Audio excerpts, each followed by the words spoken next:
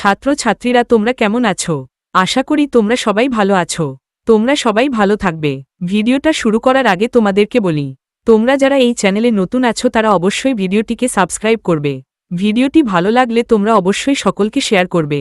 কাজী নজরুলের গান লেখাটি পড়ার আগে আমরা একটু ছোট করে জেনে নেব। কাজী নজরুলের গান লেখাটি রামকুমার চট্টোপাধ্যায়ের স্মৃতিচারণা।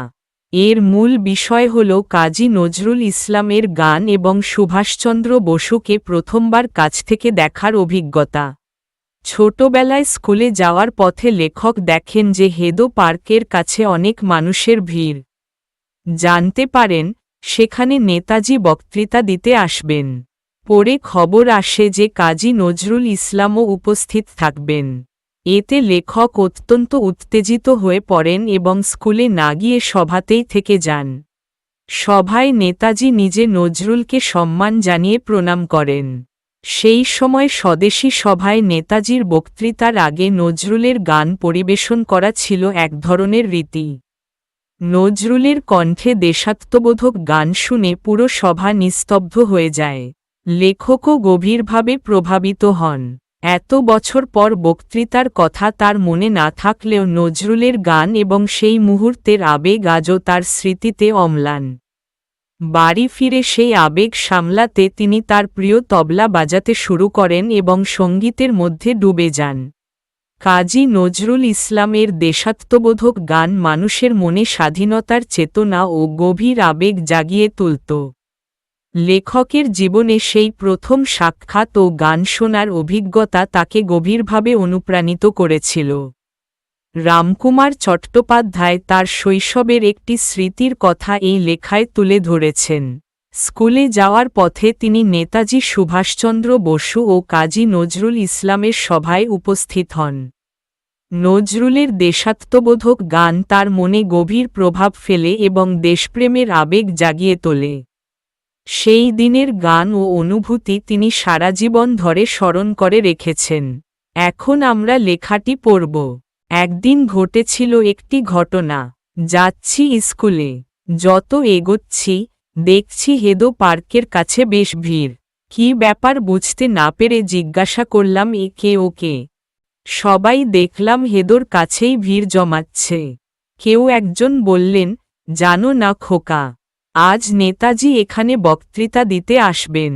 জায়গাটির নাম ছিল বিডন স্ট্রিটের কাছে সরকার বাগান। নেতাজি আসবেন শুনে দাঁড়িয়ে গেলাম। স্কুলের দিকে আর গেলাম না। একটু পরে আবার রোল উঠল কাজী নজরুলও আসছেন। এই দুই প্রিয় মানুষকে এত কাছ থেকে দেখব কোনোদিন ভাবিনি। উত্তেজনায় আমি তখন টগবগ করছি। বেশ অনেকক্ষণ পর দেখলাম এক দেবদূত মঞ্চ আলো করে দাঁড়িয়ে আছেন। গৌরবর্ণ, উন্নত ললাট, অতীব সুপুরুষ সেই ব্যক্তি কি নেতাজি? কাকে জিজ্ঞাসা করব? কে উত্তর দেবে? কারণ তখন মঞ্চে আরও একজন ব্যক্তির আবির্ভাব হয়েছে। নেতাজি স্বয়ং তাকে দুহাত তুলে প্রণাম করলেন। শুনলাম ইনি কাজী নজরুল ইসলাম। নেতাজির বক্তৃতার আগে নজরুলের গান হতেই হবে, এই ছিল তখনকার কোনো স্বদেশী মিটিংয়ের রীতি। যাই হোক, একজন গাইলেন, আরেকজন বললেন। গায়ক যা গান গাইলেন তা শুনতে শুনতে দেখলাম সভা একেবারে স্তব্ধ হয়ে গেল। বুঝলাম কাজীর গান কি জিনিস।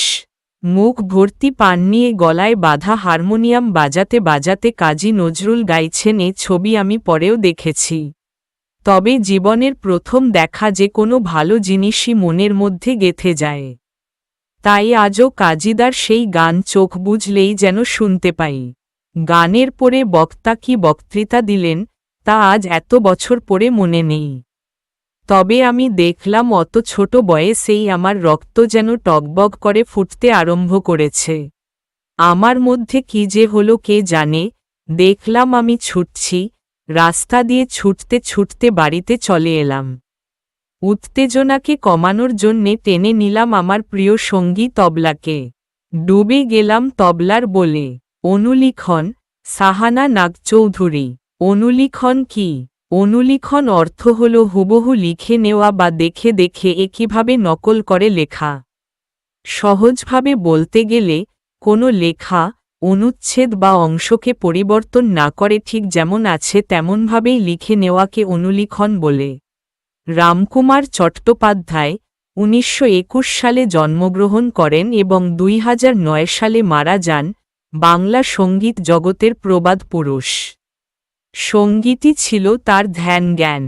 দেশ বিদেশে বিপুল খ্যাতি সম্পন্ন এই শিল্পীর সঙ্গীত সাধনার পীঠস্থান ছিল কলকাতা শহর।